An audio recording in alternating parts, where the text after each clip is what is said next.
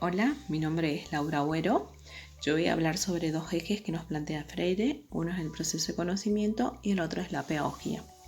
Freire, al hablarnos del proceso de conocimiento, nos dice que enseñar implica necesariamente aprender, es decir, que el educador necesita del educando y viceversa. Para eso tomamos a Vygotsky, que él nos describe la zona del desarrollo próximo como la distancia entre el nivel real del desarrollo, determinando así la capacidad de resolver independientemente un problema.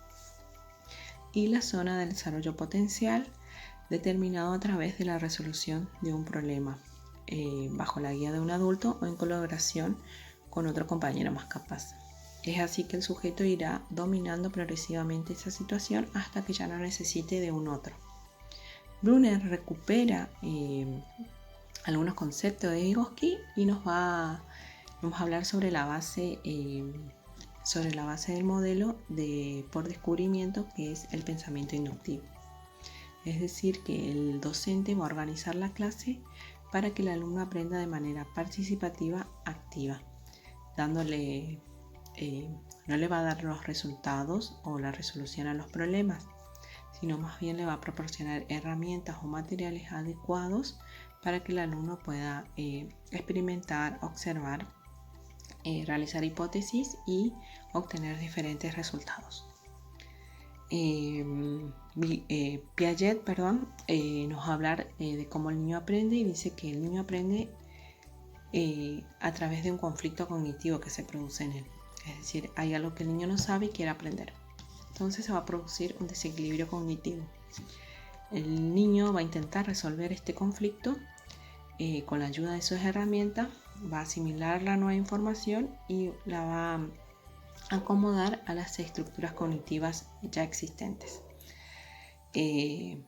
Lo que va a pasar es que se produzca un equilibrio y aparezca el nuevo conocimiento llamado adaptación. Ausubel, por otro lado, nos va a hablar de dos tipos de aprendizaje. Uno es el memorístico o por repetición, que es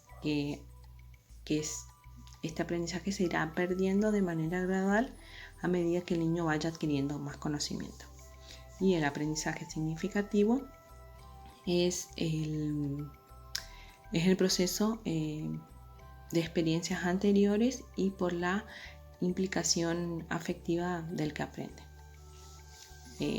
Erikson pensaba de que los individuos se desarrollaban por medio de la interacción social.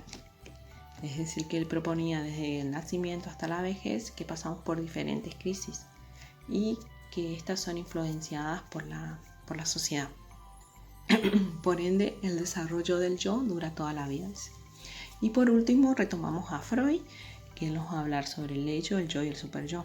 El ello tiene que ver con la capacidad innata y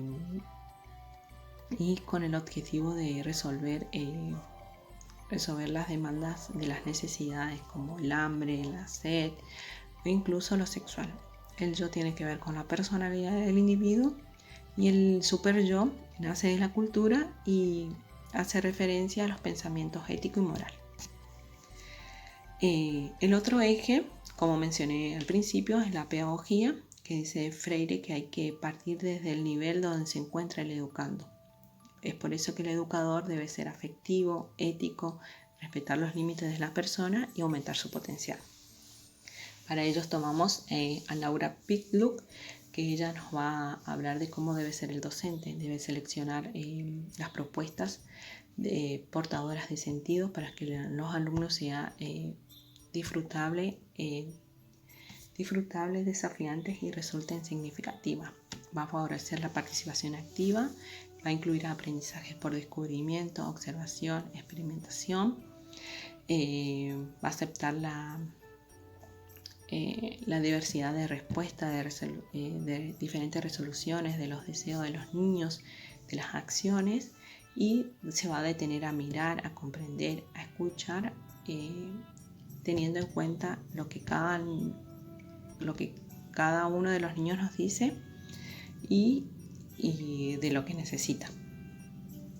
También tomamos a César Coll, que nos habla de la intervención docente. Dice que La concepción constructivista entre el alumno y el profesor se concibe en el que el alumno sea el protagonista y responsable de su propio aprendizaje, y el profesor va a guiar y coordinar el aprendizaje del alumno. Tomamos también el enfoque de Reggio Emilia, que nos habla Lori Malaguzzi, en la cual ella dice que el niño debe ser protagonista de su propio enseñanza-aprendizaje, debe ser el centro de ese aprendizaje. El docente lo va a guiar, lo va a acompañar, va a colaborar con ese niño, va a construir escenarios, espacios lúdicos en la sala o en el jardín, y que también va a tomar la importancia de incluir a la familia en el aprendizaje del niño. También nos posicionamos en el enfoque problematizador, ya que dice que la escuela debe formar sujetos activos, críticos, creativos, autónomos, capaces de convivir democráticamente. Lo que hace este enfoque es intenta superar la disociación entre la teoría y la práctica. O sea que la función del enseñante va a ser mediar entre el contenido y el alumno, proporcionándole así ayuda y andamios para que el sujeto avance progresivamente en sus saberes. Y por último, tomo a Soto y Violante, que ella nos va a hablar de las formas de enseñar en el jardín maternal, donde el docente debe ofrecer disponibilidad corporal, acompañar con la palabra, participar en expresiones mutuas efectivas y construir escenarios. Todo esto, digamos, el docente debe tener en cuenta para que el alumno se sienta seguro y confiado en la sala. Hola, mi nombre es Florencia Maciel. Yo voy a desarrollar los ejes de ética, utopía y poder, mediación del mundo y la dimensión política de la educación. Para empezar con ética, utopía y poder, Freire nos plantea que hay que hacer una opción ética, una opción política, una opción para quienes quieren ser también sujetos, y esta utopía es realizable siempre y cuando no haya un opresor ni un oprimido. Por eso tomamos la pedagogía de la escucha, que pertenece al enfoque de Reggio Emilia, que plantea que hay que poner el cuerpo a esa escucha, hay que lograr que los niños comprendan que tenemos tiempo, paciencia, disponibilidad para ellos, ya que sin la escucha perdemos muchas herramientas que son necesarias para nuestro trabajo, como son la maravilla, el asombro, la reflexión y la alegría de estar con los niños. Esto tenemos que tener presente en nuestra labor, pero también en nuestra formación docente, la cual Achilli plantea como un proceso en donde se dan las prácticas de enseñanza y aprendizaje orientadas a la construcción de docentes. En este proceso se articulan dos prácticas. Por un lado, las prácticas pedagógicas que se dan en el contexto del aula, en donde se manifiesta la relación docente-alumno y que están centradas en el enseñar y el aprender.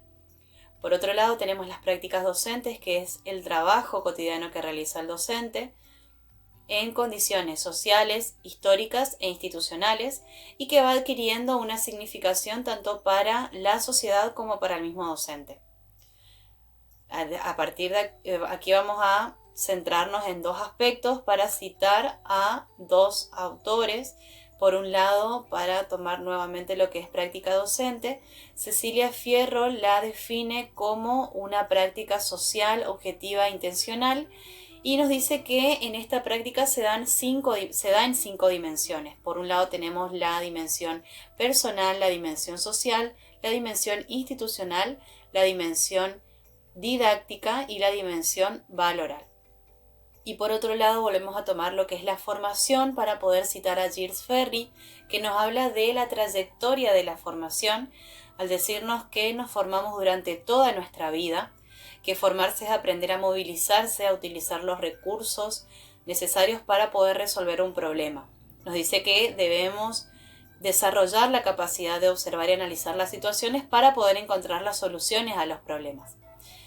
A partir de aquí vamos a ingresar a lo que es el próximo eje, que es la mediación del mundo, que Freire la plantea como una transformación del mundo que se hace para obtener poder y libertad. Y esto se da a partir de un proceso y de una comprensión crítica del mundo. Por eso nos pareció pertinente tomar la forma en la que el niño comprende el mundo, que es a través del juego, que Winnicott nos dice que cumple diversas funciones, más allá de ser una actividad placentera y divertida, el niño a través del juego crea y recrea sentidos de diversas situaciones de su vida. Por otro lado, Patricia Sarlé lo plantea como un recurso cuando es utilizado para momentos de espera o cambio de actividad.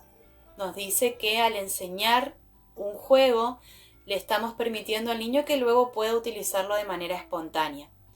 Por otro lado, el diseño curricular de la provincia del Chaco toma el juego como una estrategia pedagógica, ya que es la principal manifestación del niño y es el canal a través del cual el niño puede expresar deseos y fantasías. También el diseño curricular describe los diferentes tipos de juego que tenemos en el nivel en la educación maternal. Podemos encontrar los juegos los juegos heurísticos, que son los que propician el aprendizaje por descubrimiento, los juegos de sostén que se dan a partir y sobre el cuerpo del adulto, los juegos de ocultamiento que desarrollan la atención del niño, y los juegos de persecución, en donde tenemos 3 protagonistas: por un lado el perseguidor, el perseguido y el refugiado. Es necesario que entre el perseguidor y el perseguido haya un cierto grado de confianza para que el niño tenga seguridad en este juego. Y en inicial podemos encontrar los juegos dramáticos o simbólicos, que el niño se pone en el papel de otro sujeto, los juegos de construcción, en donde a partir de diversas piezas se puede formar un objeto nuevo, los juegos reglados, que consta de diversas reglas externas al niño que hay que cumplir, pero que también pueden existir acuerdos en este juego, y los juegos tradicionales, que se transmiten de generación en generación. Todo lo planteado hasta aquí se lleva a cabo dentro de un campo educativo en donde se encuentran el docente y el alumno, y para eso tomamos a Brunner, que nos da un concepto de campo diciendo que son espacios de juego históricamente constituidos, con sus instituciones específicas y sus leyes de regulamiento propio. Esto nos da pie a ingresar al último eje, que es la dimensión política de la educación, en donde planteamos las leyes que regulan nuestra educación. Para esto tomamos en primer lugar a nuestra Ley Nacional de la Educación, que es la 26.606, que nos dice que la educación y el conocimiento son un bien público, un derecho personal y social que son garantizados por el Estado. Nos indica que la educación inicial comprende a niños desde los 45 días de vida hasta 5 años inclusive.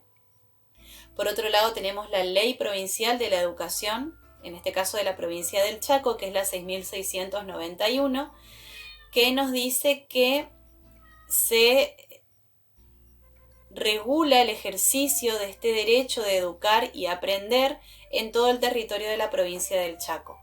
Por otro lado, tenemos la Ley 26.150, que es la Ley de Educación Sexual Integral, que vamos a llamarla por sus siglas, ESI. Plantea que todo educando tiene derecho a recibir ESI, tanto en establecimientos públicos, estatales y privados, considerando que la ESI articula aspectos biológicos, sociales, psicológicos, afectivos y éticos. También tomamos la Ley 26.378, que nos habla de la Convención de los Derechos de las Personas con Discapacidad. Los Estados partes comprenden el derecho que tienen las personas con discapacidad a la educación, y se pretende que se pueda llevar a cabo, que se haga efectivo este derecho sin discriminación y con igualdad de oportunidades. Y por último, la Convención de los Derechos del Niño, en donde se garantiza el derecho a igualdad, a un nombre y nacionalidad desde el momento del nacimiento, alimentación, vivienda, atención médica, educación, entre otros. Todos estos derechos los vemos reflejados en las actitudes que tenemos que tomar para poder brindarle a los niños una vida digna y que ellos puedan desarrollarse. Muchas gracias.